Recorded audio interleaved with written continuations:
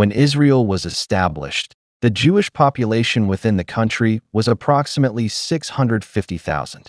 Among them, about 60% were immigrants who had arrived in the past 50 years following the rise of the Zionist movement, while the remaining 40% were descendants of Jews born in Palestine.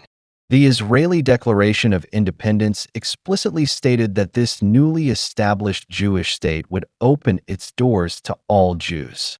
Following independence, the provisional government passed its first law, the abolition of the restrictions imposed by the British 1939 White Paper on Jewish immigration to Palestine. Once the doors were opened, Israel immediately experienced an unprecedented wave of immigration. The two main sources of early immigration in the early years of the state. Israel absorbed immigrants primarily from two groups. 1. Survivors of the Nazi Holocaust in Europe after independence. Israel immediately began receiving Jewish survivors from Europe. Many had survived Nazi concentration camps. Some had hidden their identities and evaded capture. Their lives in Europe had been completely destroyed, and many were eager to leave the shadowed continent. During the post-war period, Eastern European countries had not yet fully restricted Jewish immigration. So Jewish communities from Poland, Romania, Hungary, Czechoslovakia, and Bulgaria moved to Israel. By the end of 1951, approximately 320,000 European Jews had arrived in Israel. 2. Jews from Arab and Islamic countries. At the beginning of the 20th century, there were over 1 million Jews living in Arab and Islamic countries, many of whose communities had existed for centuries or even millennia. Following the outbreak of the 1948 Arab-Israeli War, several Arab countries imposed varying degrees of restrictions, suspicion, or persecution on their Jewish populations. Some countries, like Iraq, confiscated property and forced Jews to leave. Others did not expel Jews outright, but created hostile environments that made life increasingly difficult. Motivated by Zionist ideals and practical pressures, many Jews collectively fled to Israel. To ensure population, labor, and security needs, the Israeli government actively assisted their migration to stabilize the survival and development of the new state. 2. Two famous large-scale airlift operations. The most notable immigration operations were 1. Operation Magic Carpet, airlift of Yemeni Jews. At that time, Yemen had about 50,000 Jews, a community with a history of over 1,000 years. In 1949, with the assistance of agents, they crossed mountains to reach the British Aden colony. Israel then organized Operation Magic Carpet to airlift them all to Israel. Yemeni Jews believed the establishment of Israel symbolized God's forgiveness, quoting the Bible, "I carried you on eagle's wings and brought you to me," reflecting their faith in this migration.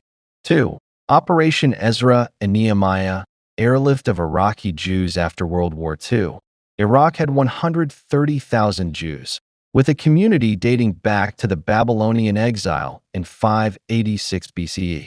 In 1950, the Iraqi government passed a law allowing Jews to emigrate only if they renounced their citizenship and forfeited their property and assets. This effectively stripped them of their nationality and wealth, prompting nearly the entire community to move to Israel. Israel coordinated land, sea, and air forces to transport tens of thousands of Jews to Cyprus and then onward to Israel. The operation was named after the biblical prophets Ezra and Nehemiah, who led the Jews back to their homeland after the Babylonian exile, symbolizing the community's return. 3. Immigration from North Africa and other countries beyond Yemen and Iraq. Most Jews from North African countries, Egypt, Libya, Morocco, Algeria, as well as Turkey and Iran, also migrated to Israel as refugees during this period. Within less than 3 years, about 330,000 Jews from Arab and Islamic countries arrived in Israel, a number comparable to European immigrants. Additionally, around 20,000 Jews came from other regions, including approximately 4,000 from Shanghai, China. 4. doubling the population in 3.5 years from May 1948 to the end of 1951. Israel absorbed approximately 680,000 new immigrants, increasing the total population from 650,000 to roughly 1.3 million, a scale that was extraordinarily rare in contemporary world history.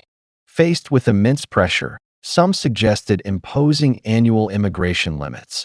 However, David Ben-Gurion insisted on keeping the doors open and actively sent personnel abroad to assist Jewish migration. Difficult settlement and economic crisis. The influx of immigrants created enormous challenges in housing and food supply. Initially, immigrants lived in houses left by departing Arabs or abandoned British military camps. Later, large numbers of tents and tin huts were erected, known as ma'abarat, with up to 200,000 people living in tents at one time. Food, clothing, and medical supplies were insufficient, making life extremely difficult. The government implemented strict rationing, the austerity policy, or Tzena, to cope, but shortages and black market activity persisted. After the war ended in 1949, Israel's economy was in crisis and inflation was severe. Only after Britain released frozen funds and provided loans in 1950 to 1951 did the situation gradually stabilize. 6. The Law of Return and Israeli Citizenship. On July 5, 1950, the Knesset passed the Law of Return, embodying the core Zionist principle. Any Jew has the right to immigrate to Israel, regardless of nationality, residence, or background.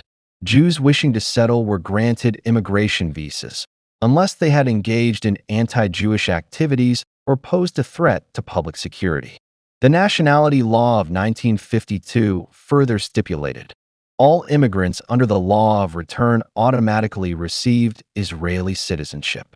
Those unwilling to adopt citizenship could still reside in Israel long-term. Theoretically, Jews could have two homelands, although most countries did not permit dual nationality. The question of who is a Jew was not fully resolved until the 1960s. 7.